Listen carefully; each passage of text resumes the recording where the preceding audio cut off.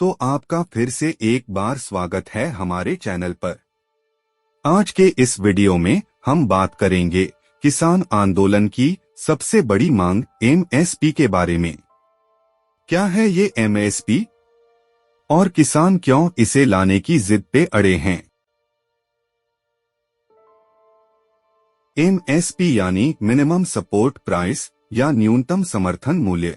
ये सरकार द्वारा घोषित एक मूल्य है जिस पर वह किसानों से कुछ फसलों की खरीद की गारंटी देता है। इसका उद्देश्य गिरती बाजार कीमतों के खिलाफ एक सुरक्षा जाल प्रदान करना है और साथ ही साथ किसानों के लिए न्यूनतम आय सुनिश्चित करना है।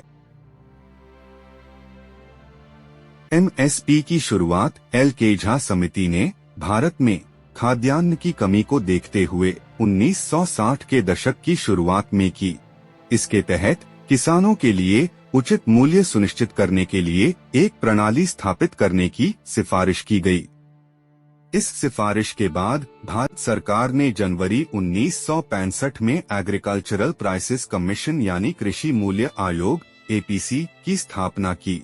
एपीसी का पहला प्रमुख कार्य धान चावल के लिए एमएसपी की सिफारिश करना था, जिसने व्यापक एमएसपी प्रणाली के लिए प्रारंभिक चरण निर्धारित किया।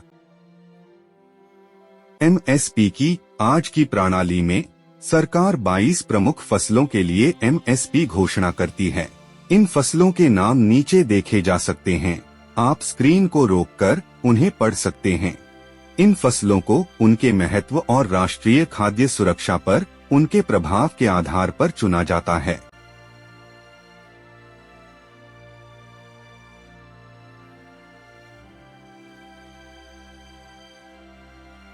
एमएसपी की आज की प्रणाली में यदि बाजार मूल्य तय एमएसपी से नीचे आ जाता है तो सरकारी एजेंसियां जैसे फूड कॉरपोरेशन ऑफ इंडिया मतलब खाद्य निगम एमएसपी पर फसलों की खरीद भी करती है। इस खरीद का उद्देश्य मांग का एक स्तर बनाना और डिस्ट्रेस सेल्स मतलब संकट बिक्री को रोकना है। आज की प्रणाली में कुछ कमियां भी हैं, जैसे सभी किसानों को एमएसपी का लाभ नहीं मिलता क्योंकि खरीद विशिष्ट क्षेत्रों और मंडियों पर केंद्रित होती है, जिस वजह से कई किसान निजी बाजारों में अपनी उपज बेचते हैं जहां कीमतें अक्सर एमएसपी से नीचे होती हैं। इन समस्याओं के कारण सुचारू खरीद और किसानों को सरकार द्वारा समय पर भुगतान सुनिश्चित करने में चुनौतियां हैं। एमएसपी की आज की इस प्रणाली के बदले किसान चाहते हैं कि एमएसपी केवल वर्तमान 22 फसलों के लिए नहीं बल्कि सभी फसलों के लिए होनी चाहिए, जिससे बाजार के उतार चढ़ाव के प्रति उन्हें व्यापक सुरक्षा और स्थिरता प्रदान हो पाए। साथ ही वे चाहते हैं कि एमएसपी को कानूनी रूप से गारंटी दी जाए, जिससे कि सरकारी एजेंसियों के लिए घोषित मूल्य पर खरीदना अनिवार्य हो जाए। इससे अनिश्चितता समाप्त होगी और एक मजबूत सुरक्षा जाल प्रदान होगा। इसके अलावा फसलों की खरीद को लेकर किसान मांग कर रहे हैं कि फसलों की खरीद खेतों के करीब और मंडियों के साथ ज्यादा से ज्यादा नजदीकी खरीद केंद्रों में भी होनी चाहिए ताकि परिवहन लागत को कम किया जा सके। उनका ये भी कहना है कि वित्तीय तनाव और देरी से बचने के लिए तेज और कुशल भुगतान प्रक्रियाएं होनी चाहिए। किसान ये भी आग्रह करते हैं कि एमएसपी को स्वामीनाथन आयोग द्वारा सुझाए गए उत्पादन लागत से कम 50% ऊपर निर्धारित किया जाए, जिससे उचित लाभ मार्जिन सुनिश्चित हो सके।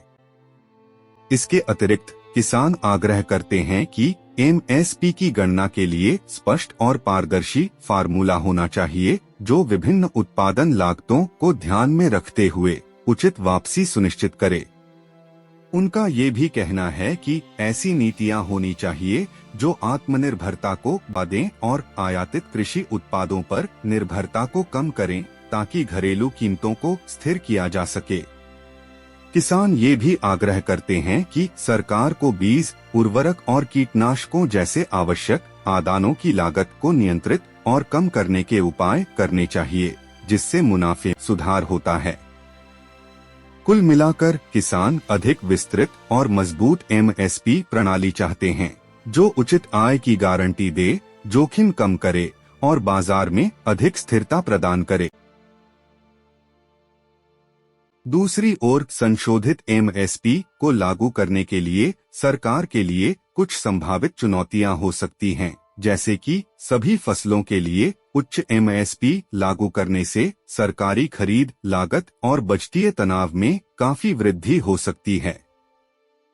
इसके अलावा फसलों के लिए उच्च एमएसपी अति उत्पादन को प्रोत्साहित कर सकता है, जिससे अधिशेष और संभावित बाजार क्रैश हो सकते हैं। यह किसानों और उपभोक्ताओं दोनों के लिए कीमतों को नकारात्मक रूप से प्रभावित कर सकता है। उधर खेतों की केंद्र बनाने में व्यापक बुनियादी ढांचे का विकास, जनशक्ति की जरूरत और कुशल रसद प्रबंधन शामिल है, जो चुनौतीपूर्ण हो सकता है। भ्रष्टाचार और व्यापार निहितार्थ यानी ट्रेड इम्प्लीकेशंस कुछ अन्य चुनौतियों में से एक हो सकते हैं। संक्षेप में, सरकार के दृष्टिकोण और क्षमताओं पर विचार करते हुए किसानों की चिंताओं को दूर करने वाला समाधान खोजना एक जटिल चुनौती है।